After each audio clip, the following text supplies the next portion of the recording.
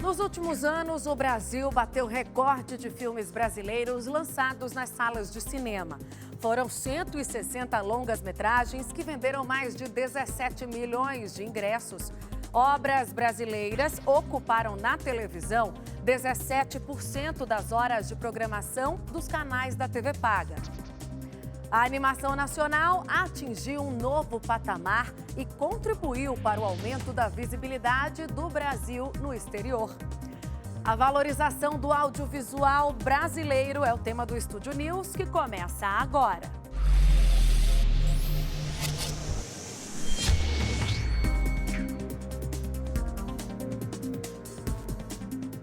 Para explicar melhor os desafios e entraves do setor, eu recebo o diretor-presidente da Ancine, Christian de Castro, e a diretora-geral da Mídia Land, Carla Albuquerque. Bem-vindos, Carla, Christian. Eu queria começar falando sobre o crescimento do audiovisual nos últimos tempos e a que vocês atribuem essa mudança. Bom, acho que o Christian pode começar, né? Tanto faz. O audiovisual brasileiro, principalmente aí nos últimos 6, 7 anos, né, a partir de 2012, nós fomos contemplados com a Lei do Serviço do Acesso Condicionado, a 12485, que ela estabelece uma relação mais próxima entre a produção independente e as programadoras de TV por assinatura, né, a partir do momento que ela determina uma cota de exibição de conteúdo nacional e nacional independente num determinado horário. É a chamada Lei da TV paga, né? Exatamente. Como ficou conhecida. Exatamente. Aí, a partir daí, já pega uma base instalada com algumas produtoras já capacitadas nessa relação com o mercado de televisão, algumas produtoras de publicidade também já muito fortes, outras de cinema querendo ampliar seu portfólio e a relação de conteúdo, e isso dá uma acelerada muito grande na demanda por conteúdo. E algumas empresas se aproveitaram desse momento e aceleraram o seu processo de produção e de relação com a TV, que é um processo diferente do cinema, né? É um processo que demanda mais profissionalismo, uma relação mais intensa no cuidado com a produção, com o compromisso com a entrega, na data estabelecida, com o cliente, no caso a televisão, que tem uma data específica para começar aquela exibição. Então, isso, de um lado, a gente passou a ter essa demanda. Do outro lado, essa mesma lei, ela coloca para dentro desse mercado as empresas de telefonia, que passam a se habilitar a distribuir o conteúdo dessas programadoras.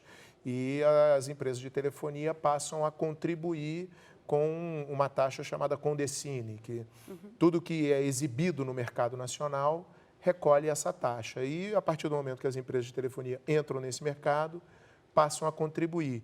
E aí o volume de recursos ele cresce bastante e esse volume tem que ser investido na produção.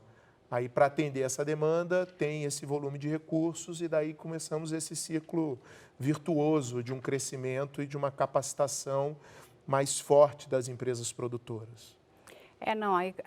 Continuando aqui com o que o Christian estava falando, e tem uma máxima, né? Se produção nacional não fosse boa, as TVs abertas não teriam a força que tem. Hoje, a grande audiência da TV aberta está em cima de conteúdo nacional. Então, quando nós tivemos essa nova lei, que provocou, né, todo esse trabalho entre a TV paga com a produção independente, isso só criou, né, corroborou nessa comprovação de que a produção nacional ela era importante.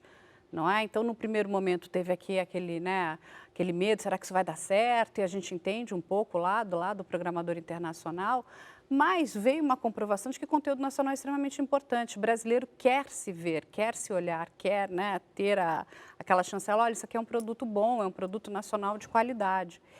E aí, com a tecnologia, o avanço da tecnologia, a gente está caminhando cada vez mais para um consumo desenfreado de conteúdo. As pessoas consomem conteúdo como nunca consumiram antes.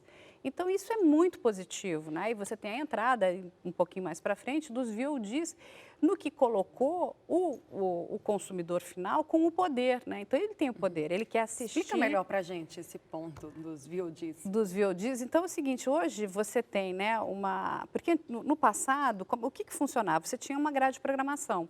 O programador, ele dizia o horário e quando você ia assistir aquele determinado programa. Então, eu sou super fã de um determinado programa, mas eu tenho que assistir aquela hora, naquele dia, e aí veio lá o VHS, depois o DVD, e você conseguia gravar as coisas, mas era uma coisa, para o consumidor final, era muito complicada. E aí, com a entrada desses VODs, o que os VODs fizeram? Eles colocaram ali na mão do consumidor final o poder. Então, ele de fato tem o poder, ele escolhe quando, como e de que forma ele vai ver. Não necessariamente... A televisão, ela é uma tela, mas você tem o celular, você tem o iPad, você tem, enfim, as mais diversas formas de consumir conteúdo. E o que é muito interessante é que ele é um conteúdo muito barato. Quando você para né, fazer um comparativo entre a TV paga e o VOD, o que o consumidor final gasta, ele gasta muito menos.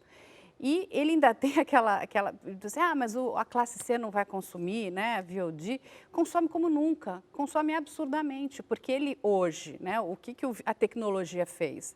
Ele deu de novo o poder, o seguinte, olha, você tem determinado conteúdo, você baixa no seu celular, onde você tem no seu trabalho, tem uma rede, né, enfim, que tem um Wi-Fi incrível, ele está no ônibus, está no metrô, está no trem assistindo conteúdo. Ele chega em casa, então, de repente, ele nem tem aquela internet tão rápida, mas ele já tem aquelas 8 horas garantidas de conteúdo. Então, no dia seguinte, ele vai, troca. Então, passou a se consumir conteúdo de forma, como assim, eu nunca vi antes, não é? Sim. E aí isso, lógico, que é bom para o setor, muito né? bom. Uma produção maior, investimento e tudo mais. O Christian até pode, né, aqui explicar um pouquinho melhor. Hoje, a nossa indústria, ela contribui para o PIB, está acima da indústria farmacêutica, não é isso? Eu vi essa notícia recentemente. É. E o que isso representa para vocês, Christian? Porque a década de 90 foi uma década muito sofrida ainda, né, para o audiovisual no Brasil, e a gente retomou a dar essa importância, esse valor, esse setor e esse trabalho a partir de 2000 em diante, né, e depois com as leis que vieram, enfim. Então, o que representa hoje uma notícia como essa, de que o audiovisual hoje tem uma representação na economia maior do que a indústria farmacêutica, por exemplo? Olha, a importância disso, acho que é muito importante a gente falar disso, né? Porque a cultura, o audiovisual brasileiro, ele tem uma percepção muito forte, né? Pelo público, porque essa dinâmica do simbólico, ele é muito forte, né? Comunica, todo mundo tem alguma imagem do audiovisual ou da cultura brasileira na cabeça. E se deixou de lado, ao longo desse tempo, a importância econômica dessa cadeia. É o que a gente está vendo aqui, né? A cadeia do audiovisual brasileiro, ela emprega muito. Então, são mais de 300 mil empregos diretos e indiretos gerados pela cadeia do audiovisual como um todo. Né? A gente está falando aí de mais de 0,5% do PIB, é mais do que a indústria têxtil e farmacêutica, se a gente coloca dentro do contexto da economia criativa. Então, é muito potente em termos de criação de emprego, renda, valor, imposto associado na cadeia, percentual do PIB. Então, é uma cadeia muito forte. E num país que é muito intensivo em criatividade, é mais ainda mais nesse momento de transformação com o impacto do digital. O Brasil é uma potência no mercado digital, né? Somos um dos maiores consumidores no VOD, somos dos maiores, um país com o maior número de inscritos nas plataformas de vídeo sob demanda, como o YouTube, por exemplo. Então, a gente está no radar dos grandes jogadores internacionais dentro desse setor. Isso é consequência de um trabalho que foi feito ali a partir de 2000, é constante, né? Mas a partir de 2001, que foi com a criação da Ancine e Condecine, esse marco regulatório de como que a gente funciona, de uma cadeia que gera o seu próprio recurso através dessa Condecine, tudo que é exibido paga é um imposto. É uma taxa, é o Tá. que a gente chama de CID, Contribuição de Intervenção do Direito Econômico.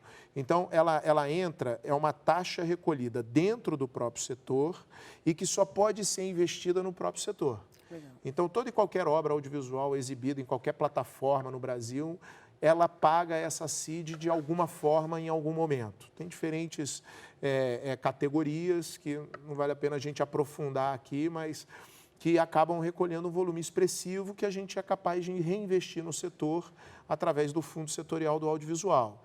Isso traz uma segurança e uma previsibilidade para o setor da produção independente, com o objetivo de atrair o investimento privado, né? Para poder investir junto com o público para fazer essas obras acontecerem de uma maneira cada vez mais intensa. Então, a entrada da televisão no meio do caminho traz esse aspecto de necessidade de profissionalismo do produtor independente na relação com a entrega com um cliente exigente, no caso, a televisão, né, tanto em termos de qualidade, conteúdo e o tempo da entrega, né, as condições da entrega. E, com isso acontecendo, prepara esse produtor para lidar com a chegada das plataformas.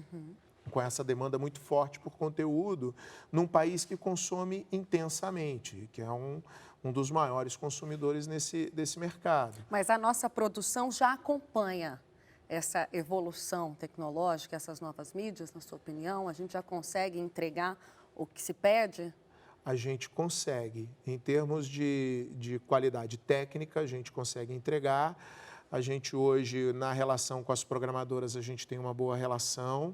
Com os canais de vídeo sob demanda, hoje, são poucas as produtoras que ainda passam no crivo de trabalhar com as grandes plataformas de vídeo sob demanda internacionais. Então, hoje, a gente está vivendo esse momento de uma filtrada de quais são as produtoras que conseguem lidar com essas grandes plataformas internacionais em termos de qualidade da produção, a característica do conteúdo que precisa ser global, porque o conteúdo, quando entra numa plataforma dessa, ele tem que comunicar globalmente, a qualidade técnica da entrega da imagem, a qualidade também na forma de lidar com o fluxo de produção. Então, são características que demandam de empresas estruturadas.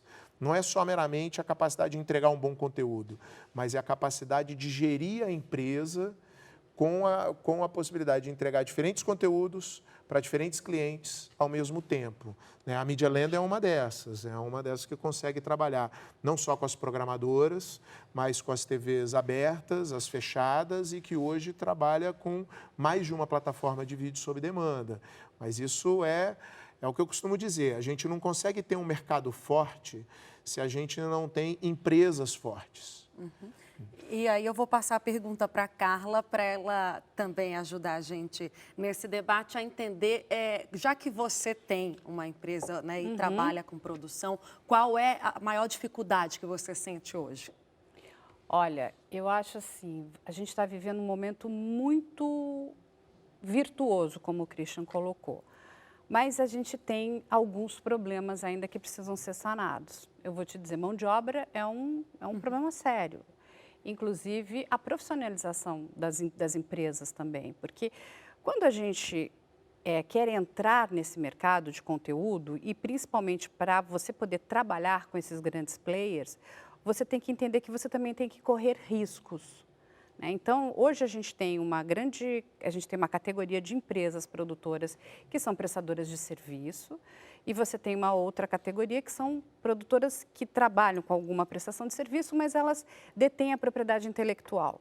Então, o que acontece? Se você não detém essa propriedade intelectual e você não entende que o conteúdo é mãe e é dele que você vai fazer dinheiro, é ele que é o gerador de dinheiro, de recursos, inclusive para produções futuras, fica muito difícil você se tornar competitivo nesse mercado. Então, a gente tem aí um paradigma. Então, mas é uma mudança de mentalidade? É isso uma que a gente precisa de uma mudança de mentalidade, porque é o seguinte, assim, hoje a gente tem, do nosso lado, eu posso dizer aqui como produtora, uma agência que trabalha fortemente, né, para apoiar o audiovisual. A Ancine é, de fato, uma agência que nos ajuda no sentido, vamos fazer o audiovisual ser algo profissional e algo que tenha visibilidade internacional. Porque quando você pensa em audiovisual, ele está inclusive dentro de um game, né? Você tem as mais diversas, né, possibilidades para o audiovisual.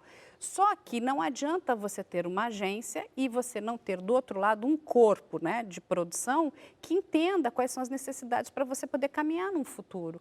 Como é que você planeja e pensa a sua empresa, né? Ou você é um produtor só ou você quer de fato ser um empresário? Então, até para que você consiga trabalhar de forma sustentável e que o seu negócio chegue do outro lado, você precisa também ser um investidor do seu negócio. Se você não investir, se você não colocar recursos, e quando eu digo são recursos financeiros, inclusive, dentro do jogo, porque o outro lado quer ver o quanto você está se arriscando. Olha, ela se arrisca.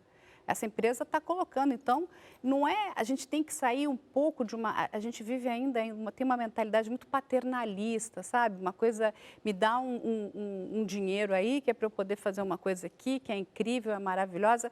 Eu não vou entrar no mérito se é bom ou se é ruim, tem coisas que são realmente incríveis e são maravilhosas, mas eu acho que o produtor, por outro lado, os empresários, eles precisam de fato ser empresários, eles precisam trabalhar com essa visão de empresário para que a gente possa construir esse mercado audiovisual de forma sustentável, porque senão ele não é sustentável. Não é? Então, assim, hoje você consegue me entregar alguma coisa, é o que o Christian estava falando, mas amanhã você não me entrega.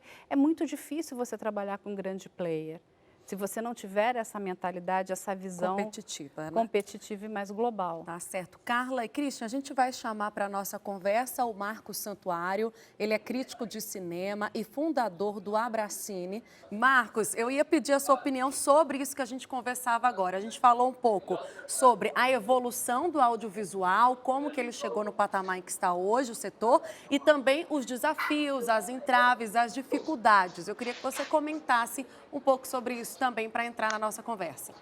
Legal, eu agradeço muito, Tainá, em nome inclusive da própria Associação Brasileira de Críticos de Cinema, de a gente poder estar falando sobre isso com duas pontas muito importantes, né? O Christian representando a agência que tem que apoiar e fortalecer o audiovisual, né? Aproveito para mandar um abraço para o Christian e a Carla, né? Também do setor de produção, representando quem se arrisca, né, como a Carla disse agora, para produzir esse material todo.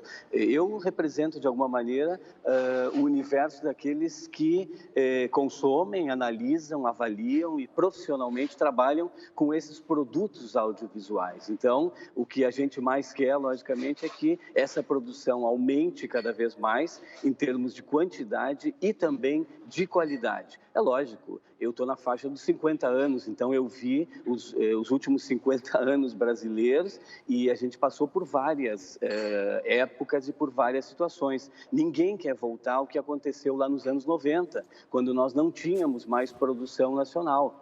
Ao contrário, nós queremos cada vez mais que o Brasil produza e produza, inclusive para o mundo, né? Eu estou aqui agora num festival de cinema internacional aqui na Argentina e muito orgulhoso de ver o Brasil aqui sendo representado por algumas produções que, se não fosse o trabalho de gente como a Carla, assim, de envolver-se, produzir, arriscar-se, né? Que é o que tem que acontecer com um empresário desse meio, e se não fosse também o trabalho do Christian e do que ele representa dentro da Ancine, seguramente não seria possível que essas pessoas estivessem aqui e que esses produtos estivessem aqui.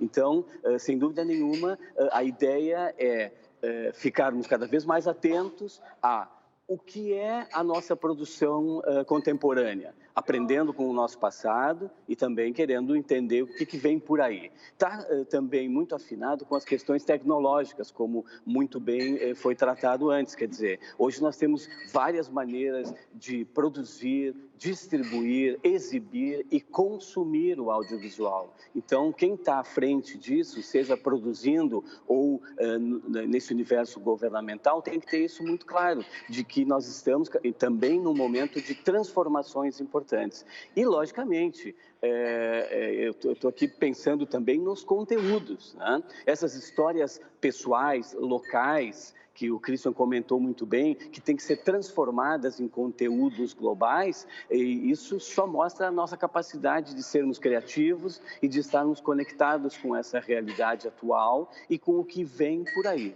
Então, assim, para mim é muito importante, quando fui convidado para o programa, me pareceu ótimo podermos apresentar esse olhar nosso como críticos de cinema, de pensar o presente e o futuro do cinema brasileiro e do audiovisual brasileiro com essa visão. Agora a gente está discutindo, e isso é notório nos meios cinematográficos, o que está acontecendo com a dificuldade de prestação de contas, que tem a ver com gestão, né? Então, assim, esse universo da gestão talvez é o que nós, digo nós, no universo da produção do audiovisual brasileiro, temos que avançar, incluindo aí o olhar e o apoio muito importante de uma agência como a Ancine, não é, Tainá? Tá bom, Marcos, obrigada pela sua participação, eu te agradeço a sua contribuição aqui no Estúdio News. Até uma próxima.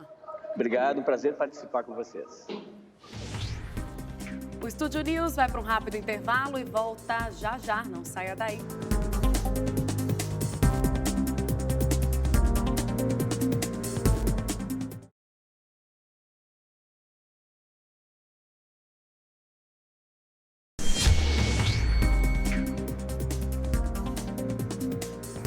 O Estúdio News está de volta. Hoje eu recebo o diretor-presidente da Ancine, Christian de Castro, e a diretora-geral da Media Land, Carla Albuquerque. Bom, eu volto aqui já para a gente se encaminhar para o fim. Antes, eu queria a opinião de vocês sobre deveres e responsabilidades do Estado com esse mercado do audiovisual e como é que está o comprometimento e o interesse do mercado privado nesse setor. Christian, pode começar falando da sua área, né, o que lhe compete do setor público.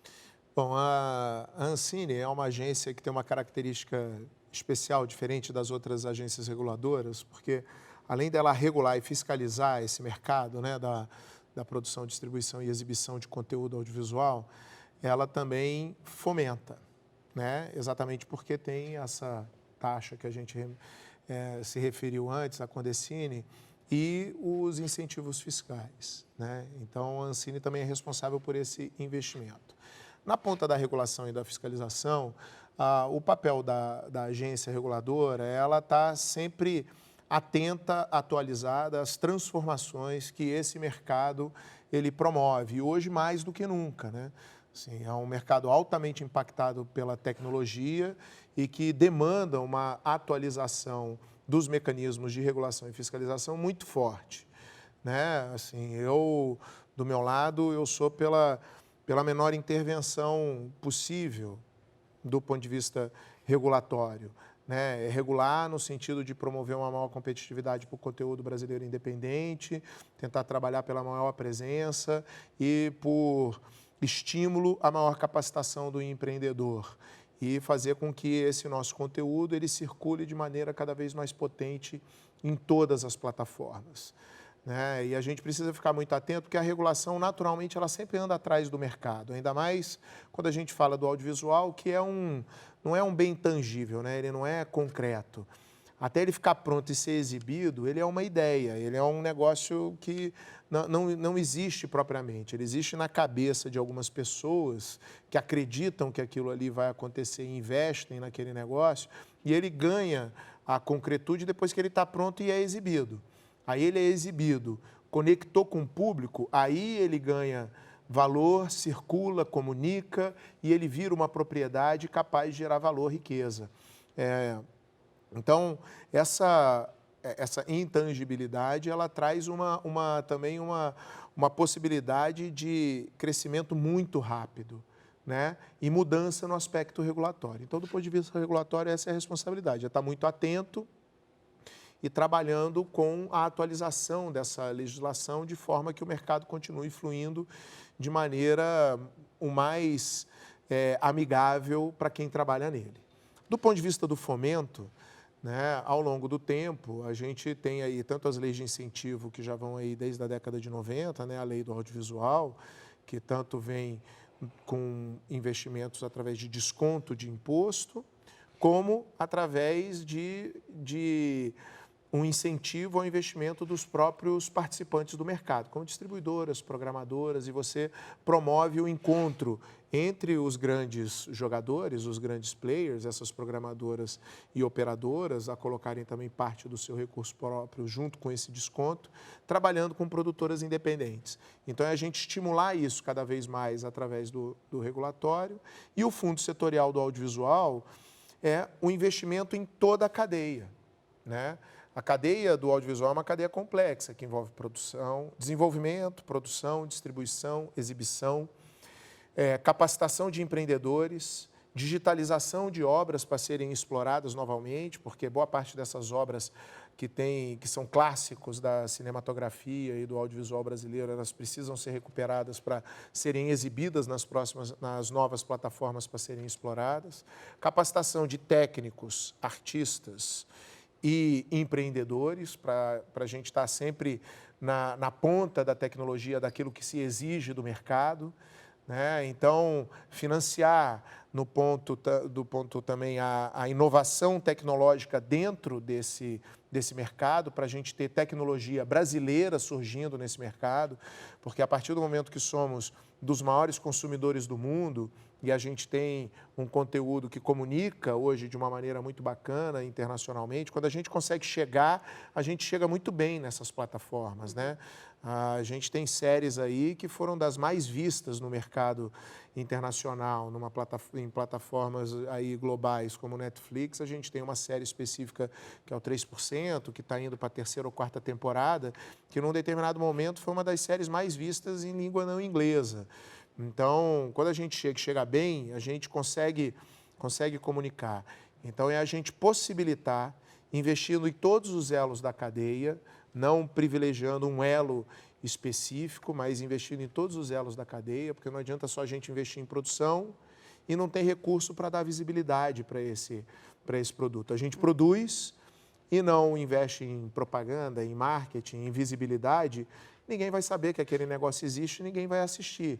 Então, a gente precisa investir na produção e na comercialização. Ao mesmo tempo, no desenvolvimento.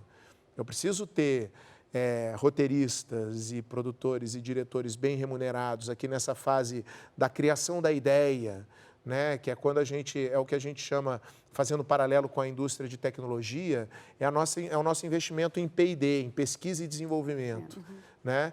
Então, toda empresa que quer criar o seu próprio conteúdo, a sua própria propriedade intelectual para explorar globalmente e ganhar recurso, escalabilidade com a exploração dessa obra que lhe pertence, tem que investir recurso em P&D, desenvolvimento de propriedade intelectual própria. Então, quando a gente estimula esse investimento na cadeia como um todo e na capacitação do empreendedor, eu acho que essa é a função do setor público nesse momento. E a gente mostrar que essa cadeia ela é complexa, ela é dinâmica e que a gente tem que investir nela como um todo para a gente crescer de maneira harmônica. Porque mostrando isso, aí a gente cria a condição e dá segurança para o privado entrar para investir com a gente, entendeu? E quando que entra o privado? Como é que você convence o empresário de investir no seu produto? Eu acho que primeiro mostrando a maturidade da empresa. Nenhum empreendedor, né, se ele não tiver maduro o suficiente, vai conseguir atrair investimento privado. Até porque o investimento privado ele quer ter um mínimo de certeza que ele está fazendo um bom negócio. Então, quando você analisa friamente, se você não investir no seu negócio, você como empresário, vai ser difícil você convencer alguém a investir. Não é? Então, assim, hoje você tem uma agência que está trabalhando em conjunto com todos os produtores, que trabalha no fomento, mas você como empresário precisa ter uma visão empresarial. Eu acho que você parte, né, desse princípio básico. Se você não entender o que você tem na mão, que você tem ouro, e hoje eu digo para todos os produtores, nós temos ouro na nossa mão. Mas a gente precisa entender como lidar com isso, né? Então, o empresário, ele quer entender aonde ele vai colocar o dinheiro dele, qual é o plano de negócio que você tem, qual é a tua carteira de projetos. Não adianta você chegar para o empresário e dizer, olha, eu tenho esse projeto aqui. Ele nem vai parar para sentar para conversar com você, é muito pouco. E, por outro lado, ele quer ver, tudo bem, eu vou colocar, olha, você tem projetos incríveis. Mas aonde esses projetos vão estar? Né? Porque ele quer visibilidade também. Sim. Então, se ele não tiver visibilidade, eu posso arriscar aqui, eu vou arriscar num outro, enfim, num outro mercado, numa outra indústria. Então, são essas coisas que eu acho que nós, do nosso lado, precisamos entender e precisamos trabalhar. Para trazer um investidor privado, a gente, de fato, precisa estar profissionalizado e estar amadurecido, entender os riscos e se arriscar. Se arriscar não é ruim, errar também não é ruim. A gente aprende com os nossos erros. Achar que eu vou fazer tudo certo é o caminho, eu acho, que de você desandar e destruir o seu negócio. Agora, quando você para pensar e você mostra para o teu investidor, olha, eu tenho essa carteira de projetos aqui e eu vou te dar o dado de um VOD só. Ele tem o potencial de chegar a 100 milhões de pessoas, é um bom negócio, não é? Mas aí... Tá certo, eu agradeço a participação de vocês. O Estúdio News fica por aqui. Hoje eu recebi o diretor-presidente da Ancine, Christian de Castro, e a diretora-geral da Media Land, Carla Albuquerque. Você pode acompanhar essa entrevista também pelo Play Plus. Semana que vem tem mais. Até lá!